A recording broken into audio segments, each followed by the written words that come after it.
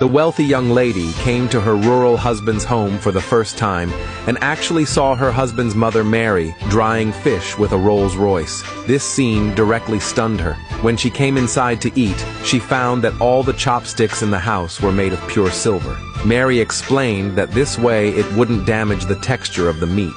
So under her persuasion, Lucy tasted a bite of abalone. Unexpectedly, the taste was even better than what Michelin restaurants made. However, Mary explained that these were just home-cooked dishes. As soon as these words came out, Lucy instantly felt that her husband's family background was not simple. And right at this moment, her husband Jack, who had gone out to sell fish, came back. Lucy turned around to look and was stunned by his appearance. It turned out the two actually knew each other. Just a day earlier, when Jack went out to sell fish, he came across an old man suddenly falling on the road. He kindly went forward to help, but unexpectedly was framed by the man. The noise instantly attracted passers-by. The old man kept repeating that Jack had knocked him down. He even demanded Jack to pay him money. No matter how Jack explained, no one believed him. They even told him to quickly take the old man to the hospital. Just as Jack was at a loss, Lucy, who was passing by, couldn't stand it anymore. She stood up and told the old man to stop pretending. She bluntly said she had already recorded a video. Clearly, it was the old man who fell himself, yet he turned around and framed Jack. At first, the old man still wanted to deny it. When he heard Lucy say she would call the police, the old man said nothing more and immediately got up and left the scene. And it was from this moment that Jack was deeply attracted to Lucy. Just as he was about to step forward to express thanks, Lucy was blocked by several luxury cars. It turned out Lucy was once the wife of a rich young man. But because the rich young man had died unexpectedly, Lucy's widow status was despised by his family.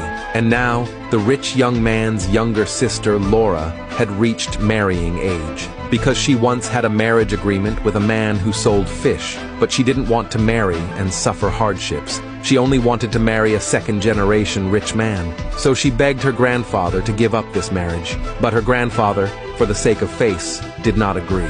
So Laura's mother ordered people to bring Lucy over and bluntly told Lucy to replace her daughter to marry that man who sold fish.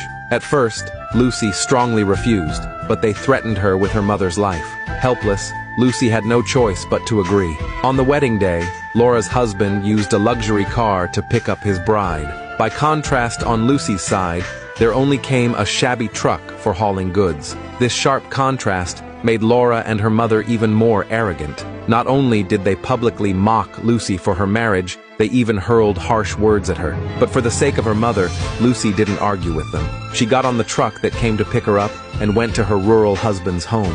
Unexpectedly, just as she arrived at her husband's doorstep, she was startled by a hen that suddenly flew out. Before she could react, she accidentally stepped on chicken droppings. At this moment, Mary also noticed Lucy. Worried she was hungry, Mary warmly led Lucy to eat. Lucy was stunned at the delicacies laid out on the table. There were not only king crabs and abalone, but even the utensils were made of pure silver. Just as she was filled with doubt, Jack rode back on a small tricycle. The two looked at each other and quickly recognized one another. Jack was stunned by the scene before him. Soon, under his mother's reminder, Jack remembered to give Lucy a gift. Lucy, very reluctant, took the package covered with fish scales. When she opened it, she was surprised to find that inside was actually a pile of gold bangles. Lucy looked at Jack in shock.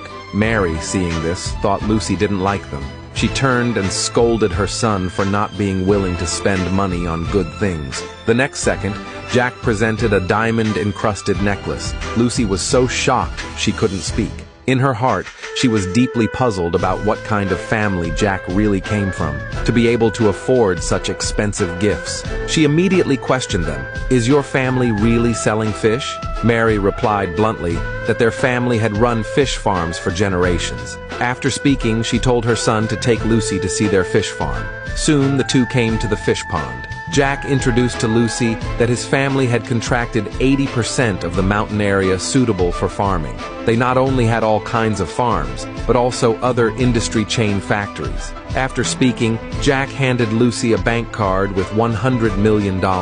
He told her to use it as pocket money. Seeing Lucy's face of disbelief, Jack had no choice but to reassure her.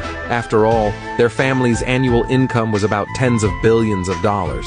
It was only at this moment that Lucy realized her rural husband's identity was not simple. The next day, while Lucy was delivering food, she was suddenly invited by Jack to attend a banquet. So much so that she didn't even have time to change her clothes. Unexpectedly, as soon as she arrived at the venue, she ran into Laura and her rich second-generation husband. Lucy was just about to run away when Laura saw her. She was immediately stopped by Laura. Laura, full of mockery, asked Lucy, a delivery woman, what she was doing at such a high-end banquet. Without waiting for Lucy to answer, she snatched the drink from her hand and poured it directly onto Lucy in front of everyone. Helpless, Lucy had no choice but to say she was waiting for someone here. She would leave soon. But Laura refused to let go, saying this was a banquet attended by business association bigwigs. How could a rural person like Lucy be waiting for anyone here? She must have come to steal something. If the president of the business association held her accountable, she couldn't bear it. After hearing this, Laura's rich husband immediately ordered people to search her, to see if Lucy had actually stolen something. Seeing Lucy react so strongly, Laura was very certain this was a guilty conscience. She believed Lucy had stolen. Even though Lucy strongly explained she hadn't stolen anything, Laura still didn't believe. During their argument, the necklace Jack had given Lucy fell to the ground. Laura was stunned when she saw it. This was a globally limited diamond necklace worth $50 million. She immediately believed it was something Lucy had stolen. No matter how Lucy explained it was a gift from her husband, Laura refused to believe it. She thought a fish seller could never afford something so expensive. She ignored any explanation from Lucy and immediately ordered people to teach Lucy a lesson. Fortunately, at the critical moment, a voice stopped them.